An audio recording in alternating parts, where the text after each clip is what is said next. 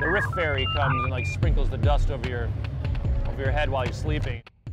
Maybe were you more skeptical regarding this kind of incidents now that you maybe are more open for it and it occurs? Yeah, more? now I'm wide open. I'm like, kind of like my radars are on. And now when I go to sleep and I have dreams, I'm trying to like write them down and talk to other people about them and be like, did you have anything like this happen to you? Or the person that's in the dream, maybe contacting. Because when in the dream, when it was so real that when she told me she was having a baby, I was like, okay, well, that's why I contacted her. I wrote to her, and she wrote to me at the same time and said she had a dream too that I was in. I was like, okay. I was like, are you know? So I think if it weren't for the dream, I wouldn't have contacted her. So I think if you have like, you know, some kind of, thank you. Is that your balloon? It's dangerous. I think it just, one of the ropes broke, but that's okay, as long as it doesn't fall on me. But did this maybe also happen with musical ideas or something that maybe... Yeah, that happens a lot too. I have a dream about a song will come to my head, you know, and I don't always remember it though, you know. I try to wake up in the middle of the night if I hear something in my head and try to hum it into a dictaphone or something to remember it, you know. And can you maybe give an example of a certain song or thing in the album that is created throughout such a... I don't know, not really. I can't remember. Not on this record, I don't think, but other records there'll be times where or even just riffs, and they'll just be like, they're not there yet. You know, they're in the computer, just waiting to, like, they'll come into my head and I'll hum them into a microphone and record them, and then turn them into a guitar riff or something, or an idea. But I don't know. Okay. It's all relative, because it might come out and like I'll show it to someone else in the band and they change it a little bit, and then it becomes something totally different. But it's just the ideas that are. It's like the riff fairy comes and like sprinkles the dust over your head while you're sleeping, and I'll wake up humming something, and you know, it comes in all different forms. I read also you're a Star Wars fan. A little bit, yeah. A little bit, just okay. So do you want to see my my Star Wars arm? Oh yeah. Yeah, I've got I saw some.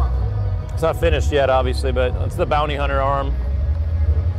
And then a little bit is maybe a little bit of an understatement. If you. And then I've got Princess Leia over here. Okay, yeah. Your new video clip is maybe a little bit of a outer space or in space. Yeah. Theme. Is that also throughout that? Maybe you put your stamp on it a little bit, or was that throughout another? You know, it's just sci-fi. I love sci-fi, you know, and like I don't know, just like any young, it's the young kid, the little kid in me, you know.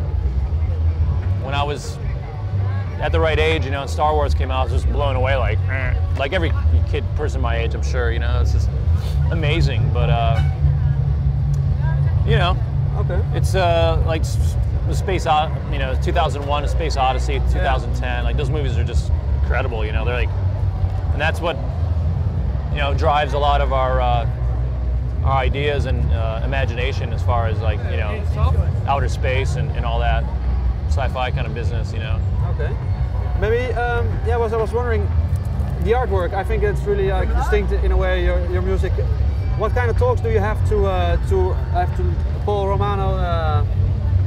Are you involved in that process, in music to artwork, or is that something that is not? Oh yeah, I mean, he's kind of like a fifth member, you know. It's like when we first start writing, you know, riffs and lyrics and ideas, we usually involve him right off the bat, like from the very beginning. You know, it's like here's a demo of some of the stuff just for you to listen to. It's not, you know, it's not finished yet, but these are our ideas.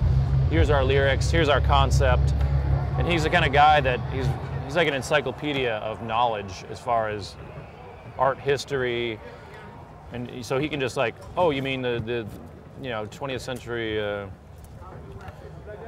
art from Tsarist Russia or you know, whatever. He's just like, he just knows it all, and he'll do his homework and he'll come up with these ideas, all these symbols and meanings for everything that we're trying to express, but we can't because we're not. What did he present to you that you found very interesting? Say it again? What did he present to you that you found very inspiring? Everything. Everything that he'll come up with sketches and different versions of the album covers and send them to us like back and forth, and we're like, we like this, we don't like that. We like this, we don't like that. It's kind of a deal like that, you know. Mm-hmm. What was the Tsarist Russia? Is there maybe something that you dug into as well a little bit? To maybe expand your own knowledge in that way? Say again? Yeah, the graphical presentation of the Tsarist Russia area, is that something that you dug into as well a little bit to expand your own knowledge, or is that everything goes through him in that manner? Well, I don't know. I mean, we give him the ideas of what we want for the concept to be, and you know, after he delves in really deep and kind of gets back to us, so it makes us more interested in what's going on. I mean, when we did the record Leviathan, you know, it was based loosely after reading Moby Dick. You know, it's like a lot of our fans would come to us with Moby Dick, the novel, and say, "Here, you sign this," or "You made me go out and read this book. You made, you know, something in my head like made me want to learn more about this subject." So he definitely does that with us. You know.